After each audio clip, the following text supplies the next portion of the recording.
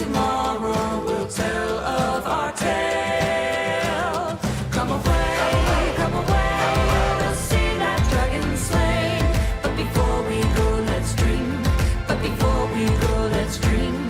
But before we go, let's dream. One more ale.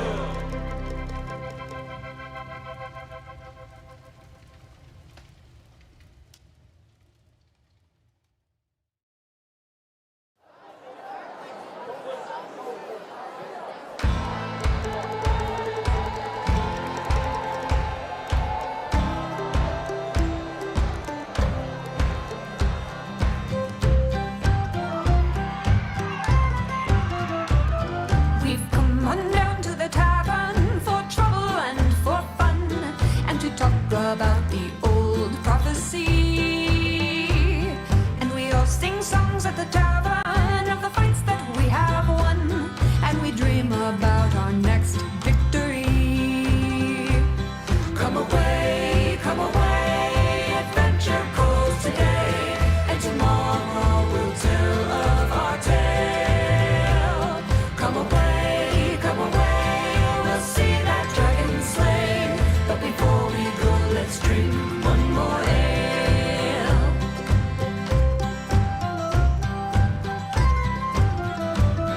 Well, we won't burn down the tavern like the times we did before. It was not our fault, we swear honestly. But we'll do our dance at the tavern with the bards who traveled far. Hello, and welcome to Office Hours. I hope you're all having a fantastic Friday. Happy Halloween to all those who celebrate. We have a bunch of fun things to talk about today, and of course I have answer any questions that you have. If you're having any trouble hearing or seeing me, let me know in the comments. We'll address those before we get started. Let's see. Let's see. Let me pull up my notes. This is actually my list. I actually haven't used Monster of the Week yet as any of my cold opens. I've only used Shadow Dark, D&D, the Triangle Agency, and then for the first time, Monster of the Week. Let's see. All right. Office Hours. Okay. First things first, we will be out next week. So support will be only responding to the most important messages, things that are super time sensitive. We will be at our company offsite next week, and then the days that we are not will be travel days. We'll be working essentially. We have the offsite once a year. The team gets together. We will actually be doing. One day will be a kind of a cool hackathon project that hopefully we'll be announcing later, but I can't share much about the details now. So we'll be slow to respond on any emails or any support tickets, FYI. But we will be around, but we'll be all together, which is really fun. I love that once a year we all get together. Let's see. So that's the big one. Oh, yeah. So some of you know about this, and some of you don't. Starter Set is in version 2. Raise your hand if you have no idea what Starter Set is. And you do that by typing the letter O and /. That's how you raise your hand in chat. Aeon Boom, yeah, here's the thing. I wish, all my costume energy went towards the little one. He's got like 3 costumes. Okay, so if you've never heard of Starter Set is something that is an internal name for a feature that we have been developing for about a year.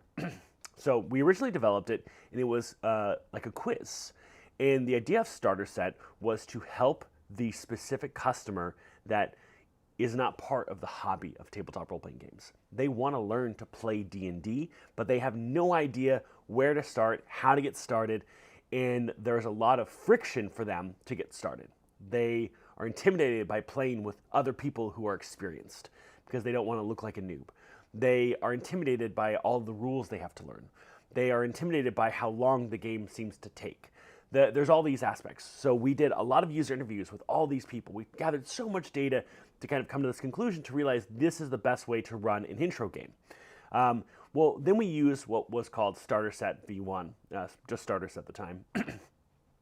And GMs could create adventures that filled out these special requirements for an adventure. And it was kind of like a quiz to results experience. So people would go to this quiz and they would fill out some questions, and then they would say, cool, here's your game. You sign up for it. That did okay, but 60% of people who ended up signing up for these learn-to-play games for D&D, Dungeons & Dragons, were finding these games through search. So what we realized is the quiz result was a great feature, but it wasn't serving these users as best as it could. And so instead, we're now building a starter set feature into search. So there will be these generic games that StartPlaying will list onto search that will be kind of like placeholders. And if a player books into them, a GM who is approved for starter set can claim these games and say, hey, I'll run this for these players. It's in beta, right? Which means that we are testing it. We opened it up for 900 GMs to start, and we're going to assess that first run, and we're going to see how it goes from there. If we ended up running it in a fuller way, we'll go ahead and talk more about that. But right now it's testing. So if you didn't get access, don't worry, it's testing. We still need to figure out if this is going to work, if we have enough GMs for it, what changes we need to make. There's a lot going through. It's also really interesting. I think this is going to address maybe a lot of the problems we have with the first one, which is, meet your customers where they are. And if your customers are using search, and the other problem is making sure that you can create enough inventory for what the player wants without needing the GM to constantly manage the inventory. So if we can kind of create this artificial inventory, and then the GM can just show up for when the GM is available, that solves a lot of problems. And Aeon Voom says, what was the criteria to select for GMs for that? We used the top 30% of GMs in, I believe it was retention metrics. So if you were in the top 30% of, or no, not retention, first user retention. So if you're in the top 30% of GMs whose of a user comes and plays with you and continues to play on the site. If you were under that, you didn't make the cut. But again, like I said, this is a test. So you shouldn't be upset. If you didn't make the cut, it's a test. It's a test. Let's see. And also, if you were previously in starter set, you also got access. Devious Film question, how do you get the Discord role for the channel for starter set? You'd have to talk to support about that. They issue that.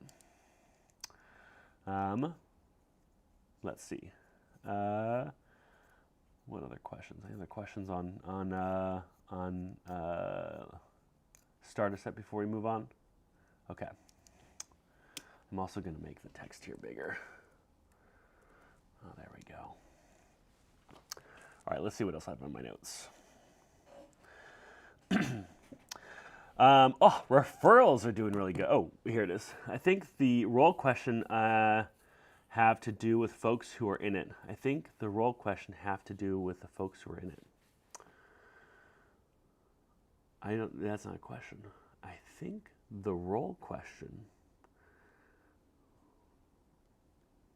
I don't know how to answer that question. So we launched the referral copy link. If you go to your adventure listings and you click on the three dots, you'll notice that there is a copy, share link, but it's a share with referral. Can I see any show of hands in chat who are familiar with this? And I might just go ahead and bring up an example real quick.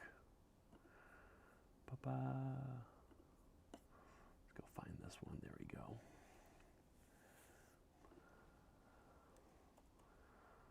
All right. There we go. Go ahead and put this in the...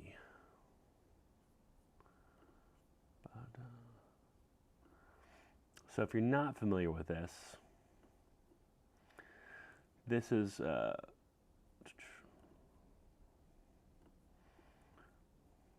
you'll see here it says copy adventure link referral.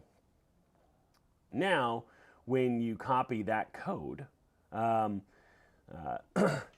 it'll have a little message when you share it to someone. Especially if you're sharing off-site, it's like, hey, if you're brand new to StartPlaying, you get $10 in credit when you sign up, and that's essentially your referral code.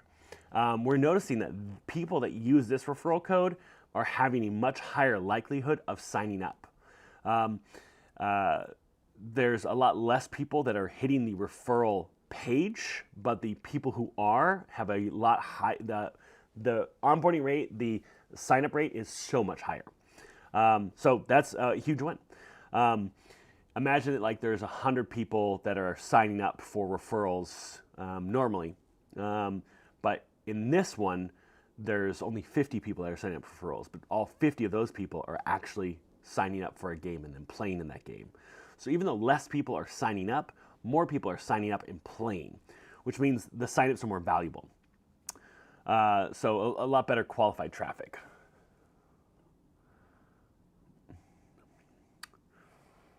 Team Louie, that's not a question.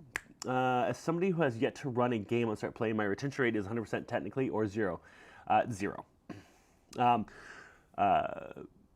also, if you haven't run games on the platform, we also wouldn't accept you into the starter set program because we need at least some track record to show that we can invite you into the program. Aeon Voom asking the most popular question about starter set.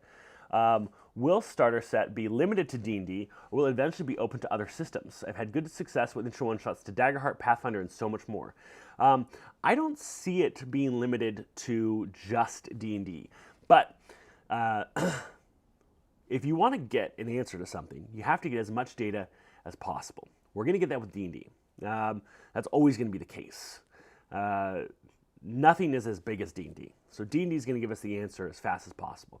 If we decided to launch this program with Daggerheart or Pathfinder or Monster of the Week or another game, it would take us months upon months upon months upon a year to find out if it works or not, right? So to get the right data, it's got to be D&D.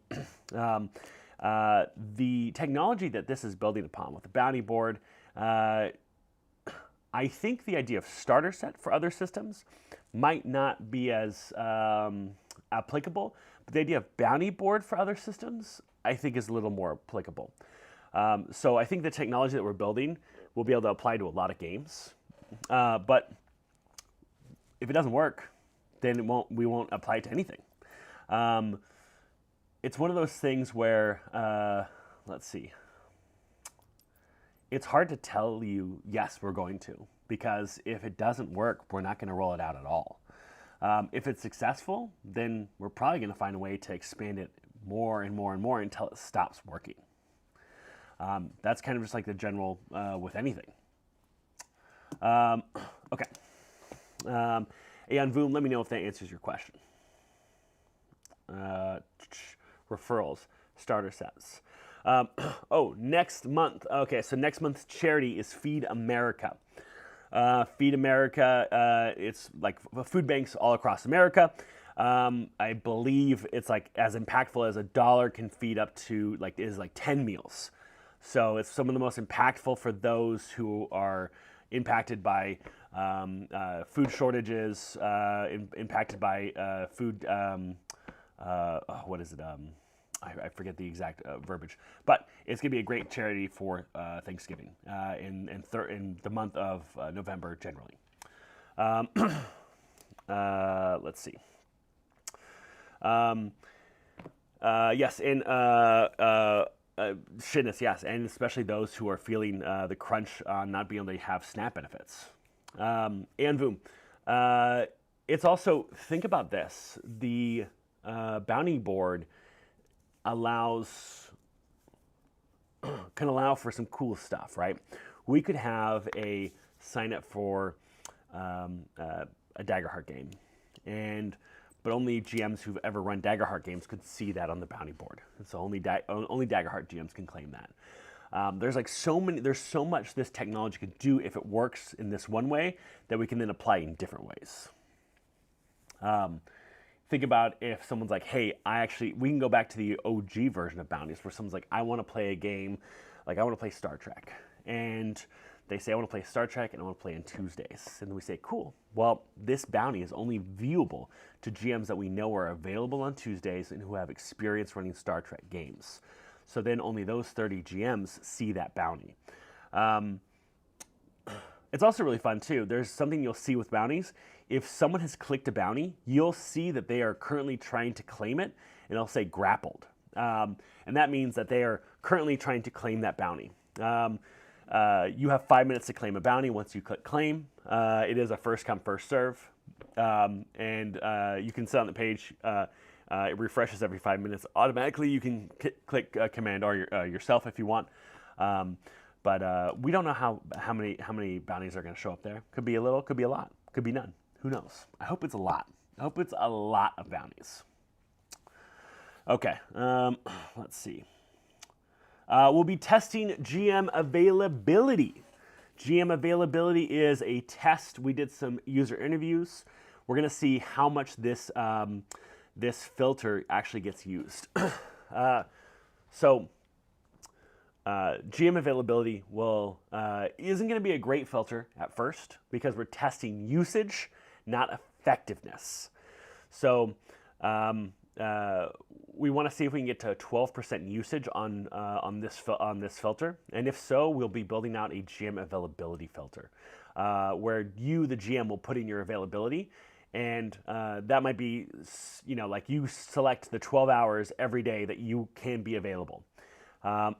And then people can look for GMs. So like, oh, I want to find a GM who's free on Fridays at 8 p.m. And if you have your availability set to that, and you don't have any games running on that time, or you have a pending game but no one's in it, then you'd show up as an available GM. But right now, we're first going to check usage. And if usage is high, then we're going to start to build out something that is also effective. The thing is, if we build the whole tool, it could be a lot of work for something that not a lot of people are looking for. And so we want to make sure usage is there.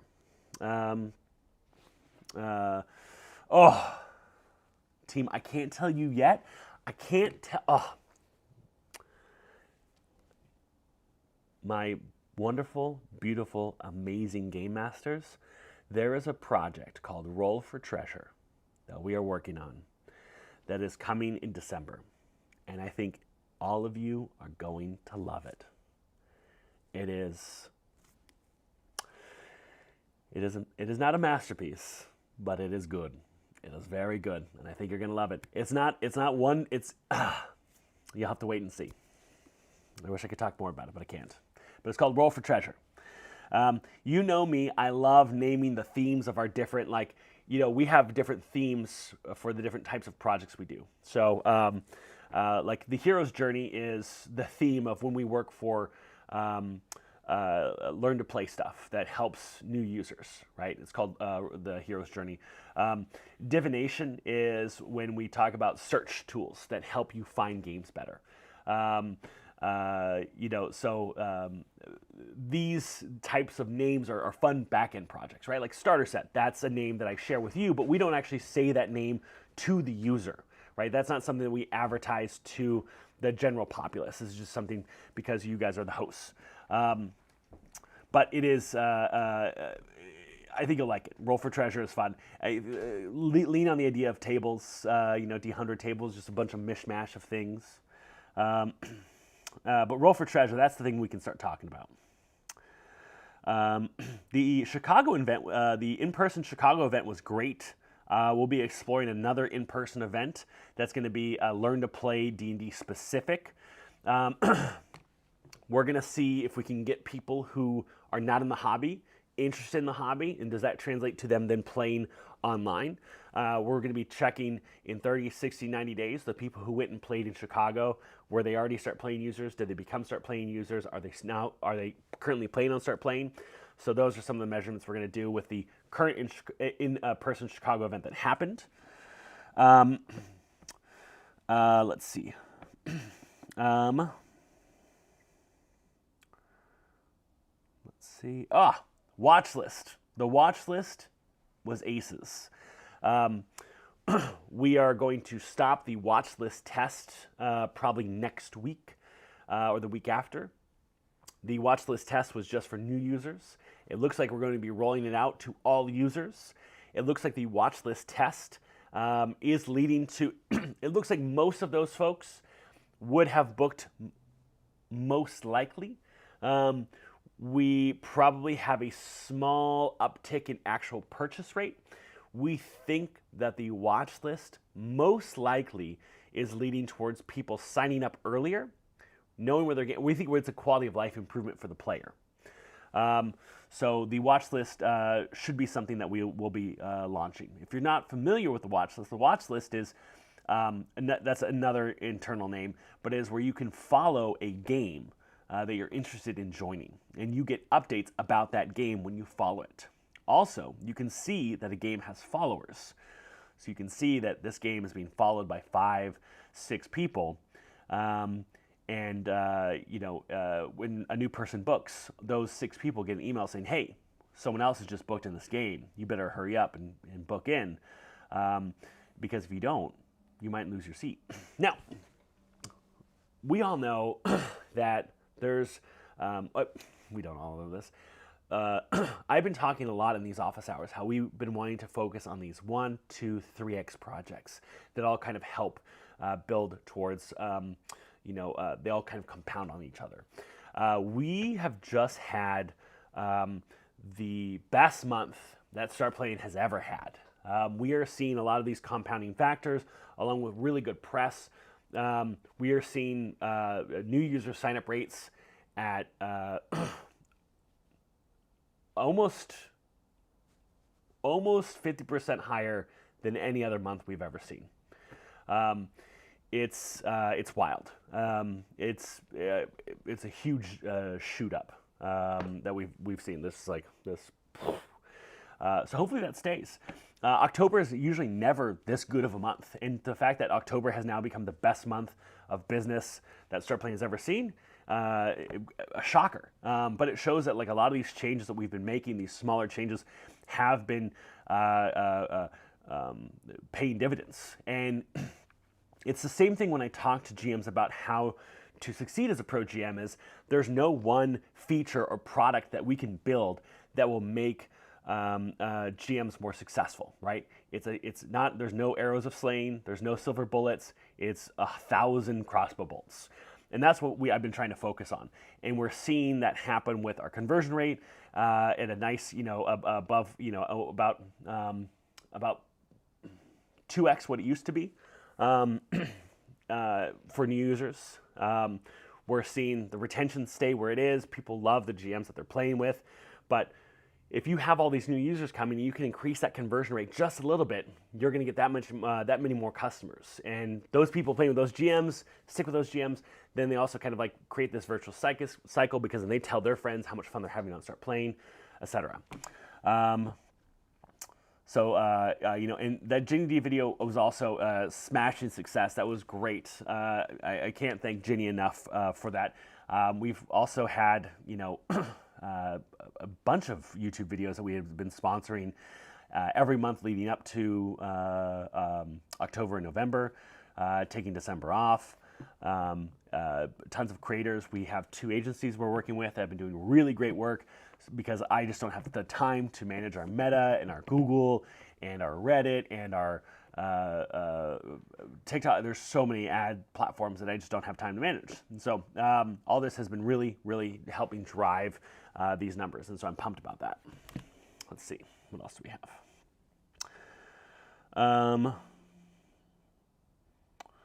Let's see. let me go back to.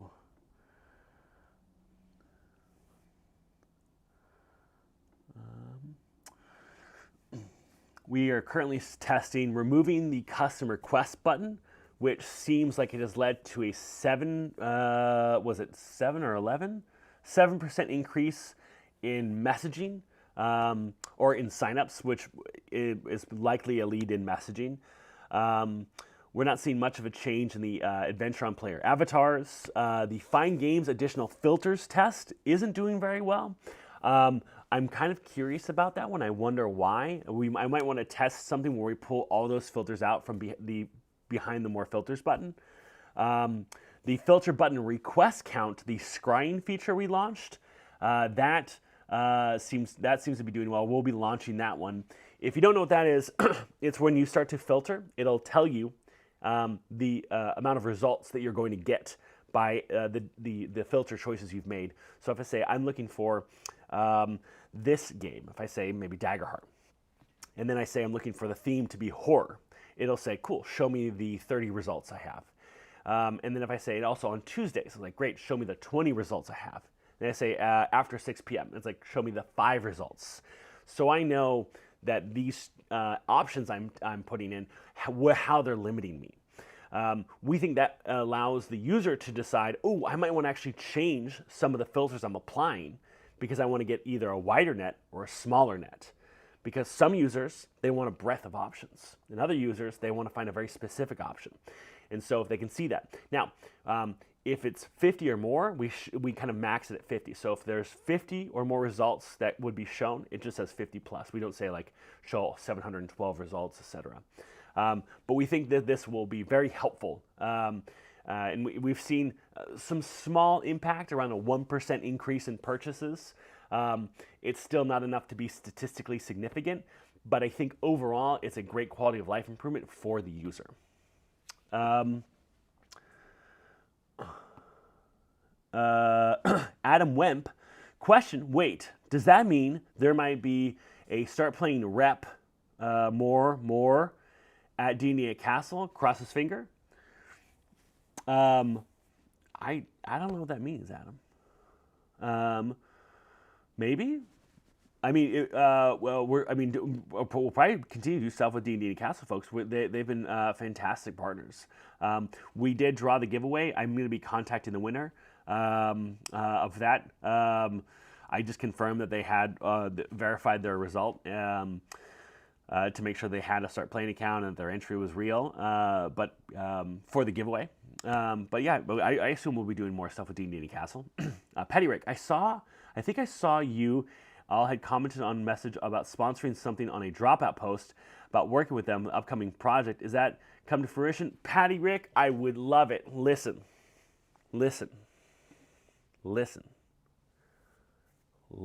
Sam Reich, if you're watching this, I want to sponsor something. I want to give you guys some money. I don't have a lot of money, but I can give you some money, and it will be good. So Sam Reich, take my money, please. Adam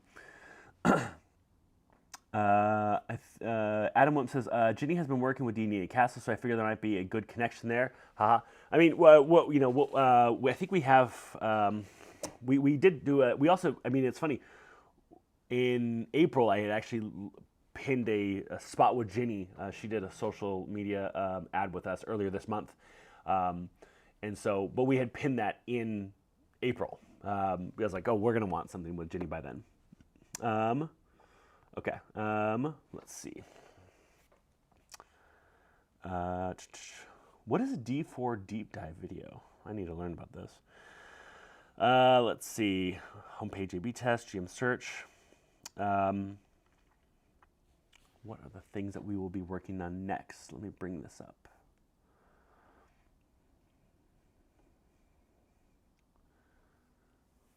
Okay, we are going to be building a limit into pending listing volume, which is just a general limit. We looked at our top GMs, how many pending games they have, the average and the median. And we're going to be putting in a limit based off of what we believe people can even run. Now, there's no limit for active games. If you have an active game, yeah, go ahead. But there's no reason to have 47 pending play-by-post games. There's no point. That's not good. Just have 7. There'll be a limit that we'll be pushing on for pending games. Let's see. We are doing some more homepage hero tests. We'll be doing some testing of checkout fraud prevention stuff. Secret project for the offsite. We're building referral metrics dashboard. I think I've told you. Okay. Can I tell y'all something? Y'all promise not to freak out and think that it's for sure happening? If I tell you we're researching something to maybe do something, we won't create fake lore about it in the Discord saying that Devin absolutely promised this feature? Can you guys be cool? Can y'all be cool? Can you folks be cool? Can y'all be cool? If I tell you a secret project that we are working on, we can't make this Discord lore where everyone's like, oh, Devin said they're launching this. You're asking a lot. We are looking at some options. Well, you can trust me. We are looking at some options on the project that we are going to work on is a research project, a technical engineering research project, an operations exploration, a operations project to see what it would take to potentially have a new payment method that we also accept from players for games. That could be things like PayPal and Venmo and potentially Apple Pay or Google Pay. It's an exploration of how much work would this involve, what would this look like in the different rates of fees, and listen, Warlock and Waffles, don't you start. I see you. And so we're exploring some different payment option technical hurdles. And if those are realistic and they do not have what we can consider restrictions, limitations that are too intensive, we'll be exploring that in 2026. Waffle is probably going to mean more, to be honest. It's never less. It's anytime you want more bells and whistles, it's never costs less, unfortunately. Victorian faints. I'm so glad you guys weren't dramatic about this. That was perfect. Let's see.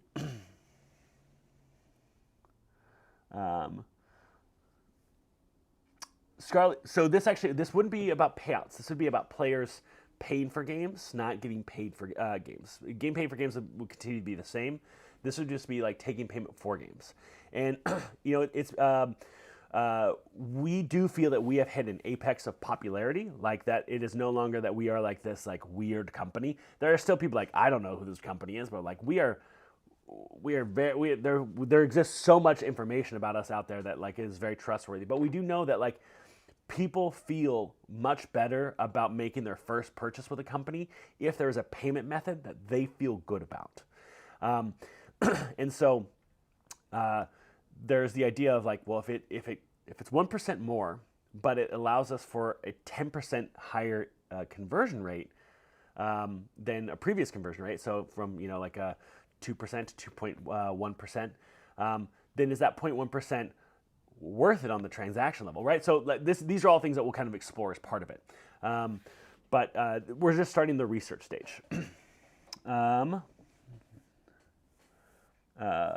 But it does help a lot with, PayPal is often preferred by a lot of international folks. So we hope that this will help with a lot of international side of things. Venmo and Apple Pay are preferred a lot by mobile users, Gen Z users, and I don't know who uses Google Pay, but we added it to the list anyway.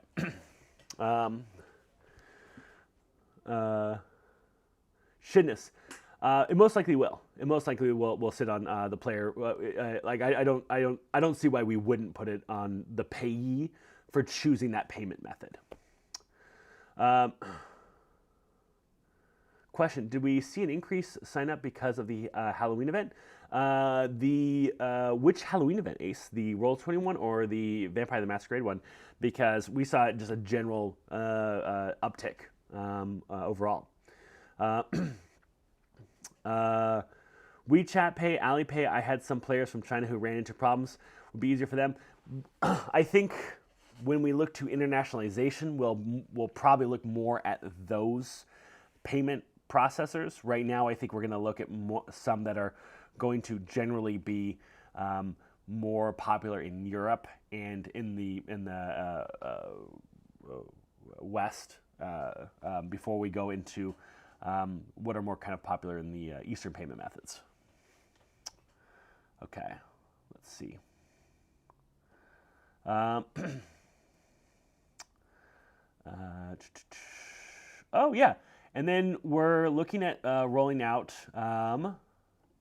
I've talked to you about this, but we're looking at rolling out like the discount code for $10 off instead of $10 in credit. This would not change how things work for GMs. You, the GM, if someone gets $10 off, you still get your $10. But we no longer are giving $10 in credit. It helps because we think that this is going to drive folks to higher games. We think $10 in credit also likely keeps people in lower games. We think $10, it's one of those psychological things, right? If you get $10 off, you're more likely to spend money on a higher game. Rather than when you have $10 in credit, you're just trying to spend within that credit.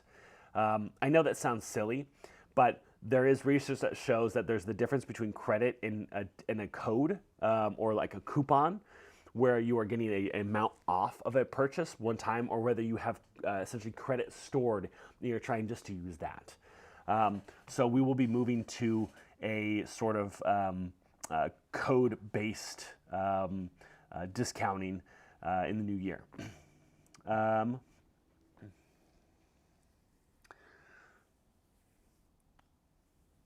Zach, will there be an event for Thanksgiving in the U.S. this coming month? Most likely. I mean, probably when we get back, we'll decide. I mean, right now, our big charity event that we're focusing on is Feeding America. Ace, do we have any metrics on the percentage of games that get signed up for versus what is available weekends versus weekdays? There seems to be a lot more competition on the weekends. Ace, sounds like you need my. Where is it? I gotta go find it and see. There it is. Here's everything you need to know about the most popular times. There you go. There is my big 99 tips for folks who want to succeed as a pro GM on StartPlaying. Ace, when can you run your best game? That's my question for you. When can you run your best game?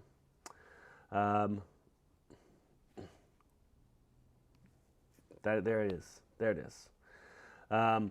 There's 99 tips in there. If you can run your best game on weekends, run your games on weekends. If you can run your best game during the week, run your best game during the week. When can you run your best game?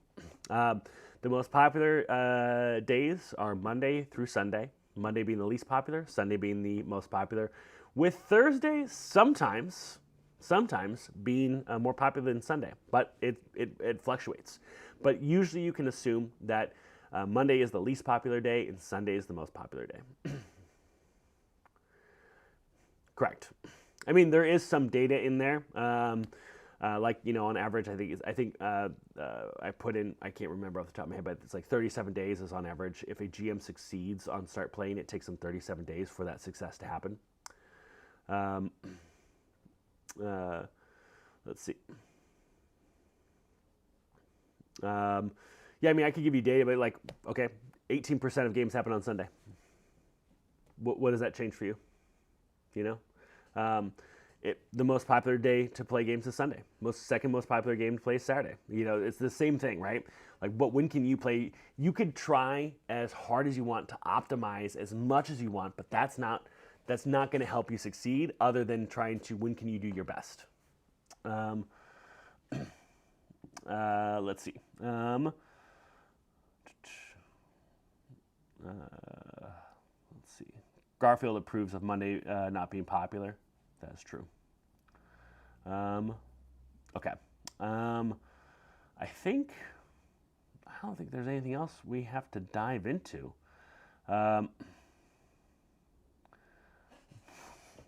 We're not calling that though. Let's see.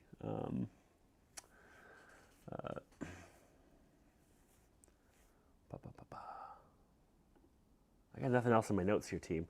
So if you have any more questions, we'll dive into those. We still got plenty of time. We got another 20 minutes that I have scheduled for this. Let's see.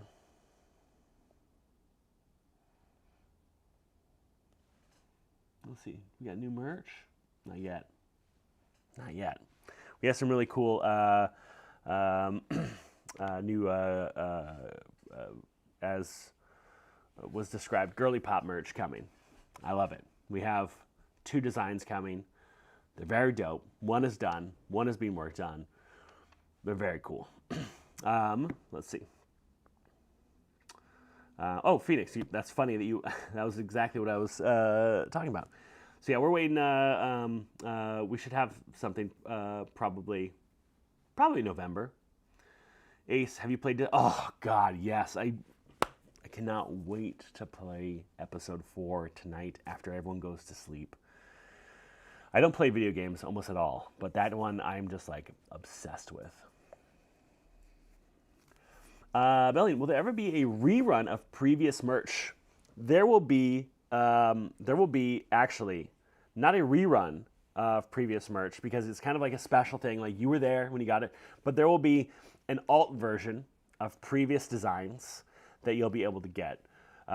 It won't be as cool as the first run, but if you're like, oh, I really like that design, you know, kind of like it won't be a front and back hit, just a front hit.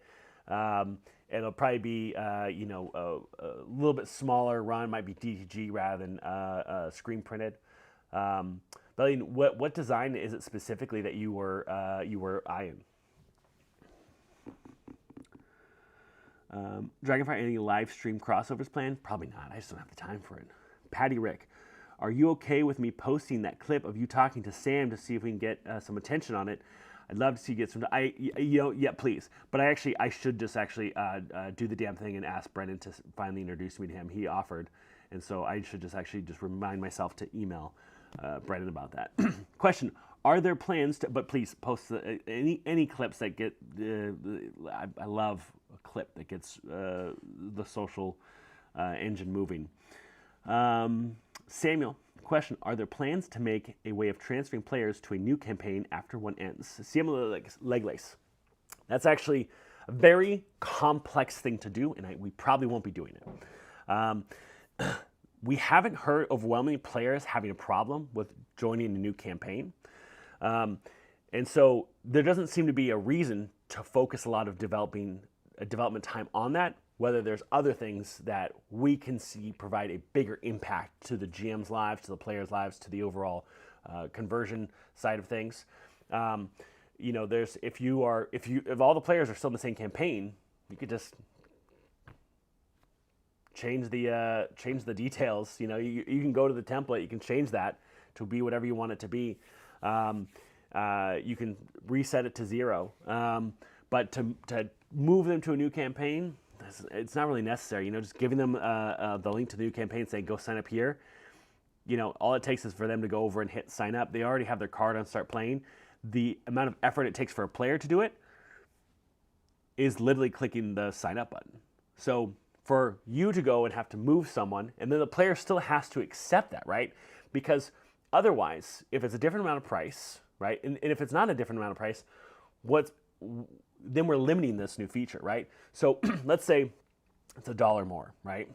You move someone from one campaign to the next, right? Cursor Strut to Icewind Dale. Now they're in the Icewind Dale. They still have to accept that. You can't just blindly put someone in there and say, we're going to start charging now. So now the player has to accept it, which means they either have to go to the website and hit accept, or then they have to get an email, they say accept. How is that different than sending like, here's a new campaign, go ahead and click join? Their cards are already on file on Start Playing. When they click join, all their information is there, they just have to hit confirm. So there's not much of a difference. I couldn't actually see like how that will help them streamline the process. But I'm always happy to talk more about it too if you have things that you feel like this is preventing. Because I love talking about the problem. Sometimes that's more interesting than the proposed solution, right? Sometimes we can unearth really interesting stuff when we talk about the problem that's being caused rather than focusing on like potential solutions. Let's see. Girly Pop, let's go. Please consider a tote bag. Okay, we'll do a tote bag. What can we do if we want to help with onboarding? I say I wanted to help volunteer to assist. Would you be looking for that? Are there enough people right now? That's a support team question. That's a Sarah question. Scarlet Bunny, I guess the merch is going to reference K-pop Demon Hunters in a parody in some way. It actually isn't. It's actually gonna focus on I can't say. I don't want to give it away. But no, it's they're iconic references. LinkedIn did like 50K. Sam was asked for something recently. Listen, I'll figure it out. Bildo, I'll figure it out. Bellion, I'm usually late to merch orders and end up getting a size larger. Would be nice to get some stuff that fits properly. Bellion, is there a specific design that you were like, oh, I love that design? Let's see. Can you explain the path for bounty board? DM makes template, creates adventure, sets time pending, or DM makes template and waits for bounty? Ajax, great question. So starter set, bounty board. There's two ways. One is you can accept bounties. Accepting bounties, you have to have a template that's already made and approved. Because when you accept that bounty, it's going to say, great, we need to use this bounty. You're going to go and you're going to create an adventure with an approved template. It says, hey, here's the template. It's approved. Create the adventure. Now, you can also say, I'm actually just going to go and create my own adventure. And you can do so. And that way, you're actually not claiming a bounty. You're just creating your own adventure that's going to show up in the Learn to Play Dungeons and Dragons scenario filter. Otherwise, no other games are going to show up in the Learn to Play except for these in the test. So the test is essentially saying like, hey, we know the games that we've seen be the most successful for Learn to Play. And it's the games that have these requirements. And so if you create one of those listings, it'll show up there. But you don't have to. But if you'd like to show up there, you have to follow those requirements, create it, and it shows up there. Now, if you're not in Starter Set and you create it, you'll be in the control, and your game will show up there regularly as well. Okay. Ajax, let me know if it answers your question. David, you got any candy? I get so much candy at the studio. Oh my God, this is too much candy. There's usually more, but people come to the studio a lot and they just go through the candy.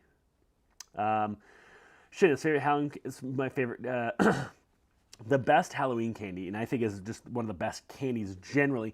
When I say candies, I mean like.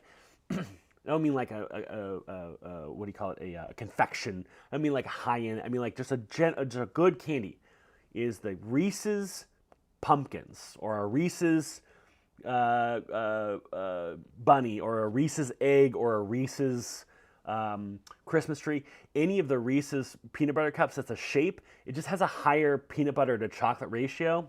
It's fantastic. Thanks for the hard questions. Question, trick or treat? Treat always. I wanted the SPG team doing heel, nails, blade, mascara on a hoodie. I wanted the SPG team doing the heels, nails, blade, mascara on a hoodie.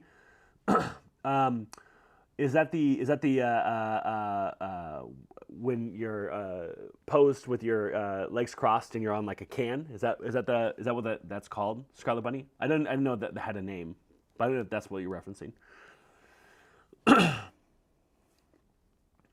November 2020, start playing Lich and the start playing Slaying Dragon Skulls. Yeah, the Lich and the Dragon Skulls, the Tiamat Skulls, will be coming back in a limited repressing, but different from its original intention.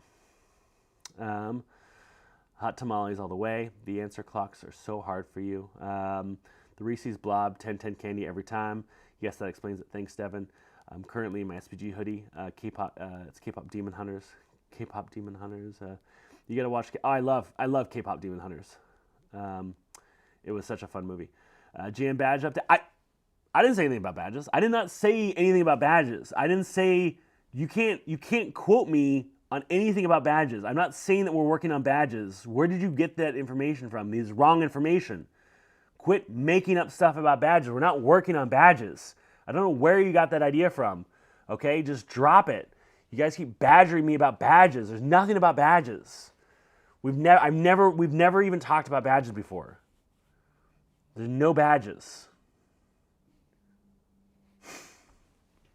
There's nothing about badges.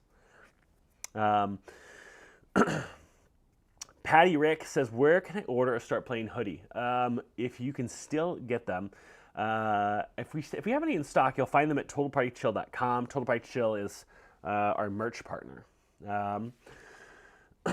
I don't know what you guys. Everyone's talking about badges. We've never done We've never talked about badges. There's nothing going on with badges. There's nothing going on about badges. There's nothing.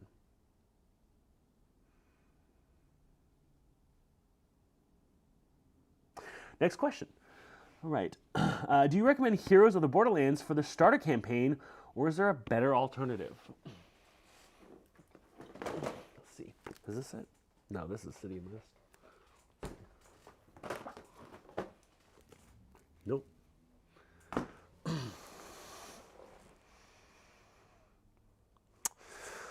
Well, I don't know where it went, but I was gonna use it as a device to talk about it. But Heroes of the Borderlands, I thought, was a pretty fun physical product for learning to play D&D. And I think it did a lot of stuff that previous starter sets didn't do. And I really want to commend the design team to really thinking outside the box about how to introduce people to the game, because that's the hardest part. And I still think that Start Playing does it best. I think we are the best at solving how to learn how to play these games. But as far as like actual starter campaigns, here's the thing. It depends on what you love, Like, here's the thing. If you read that campaign and you're like, that ain't me, dog. That's just not how I live. Don't do it, okay? Because, you're not going to have fun. If you read that, especially if you, like the OG Into the Borderlands, then you're going to be like, oh, this is fun. This is kind of harkens back to it. And it's also, there's a lot of fun in that there's a lot of nods to early stuff in there. You could tell that, there is folks that had played earlier, the Into the Borderlands, and they tried to have a bit of an homage into this redesign. So you might enjoy that. And if you do, then you should run that. Remember, if you run what you love and you run what gets you excited and brings you joy, that's going to show in how you run the game, and it's going to show in the people that play. So that is my suggestion. I don't know if that answers your question. I hope that answers your question. Let's see.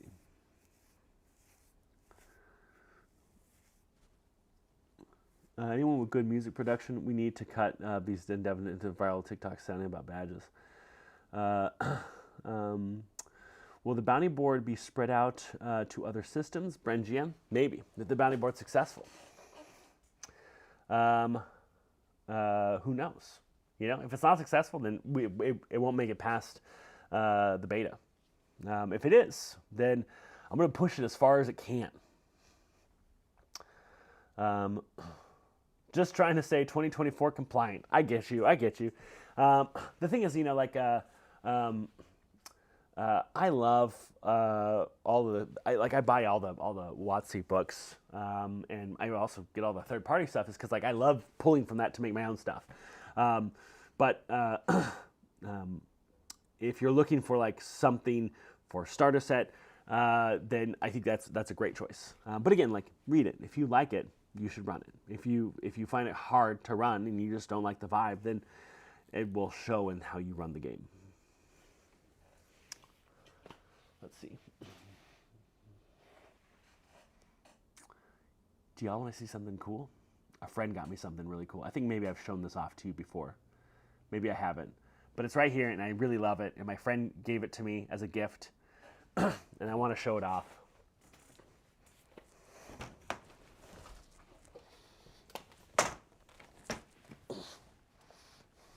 Look at that. Look at that. How sick is that?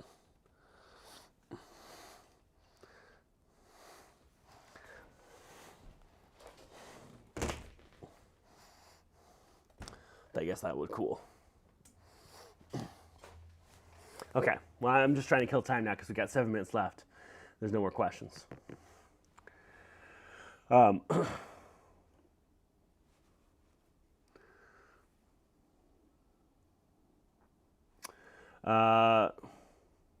Team, if there's no other questions, then we'll let it go. Keep in mind, we are semi out next week. Skeleton crew only. What do you use in your hair to make it look so glorious? I use crew. It's great. How are you doing, Sneeka? I'm great.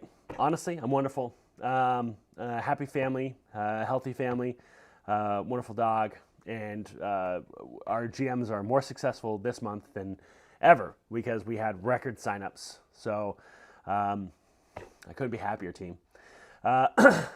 Let's see. I think that's it. I guess the next office hours, we'll go ahead and catch up about everything else, talk about badges, and that's it for now. Thanks so much, everyone, and I will see you soon. Have a great Halloween. Stay safe if you want to, and I'll see you soon.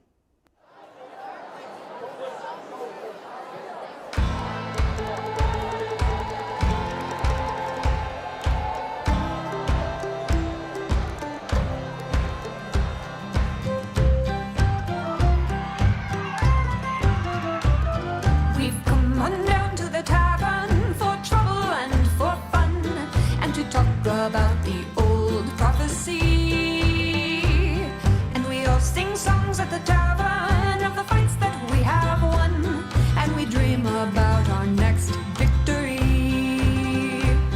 Come away, adventure calls today, and tomorrow we'll tell of our tale. Come away, we'll see that dragon slain. But before we go, let's drink one more ale.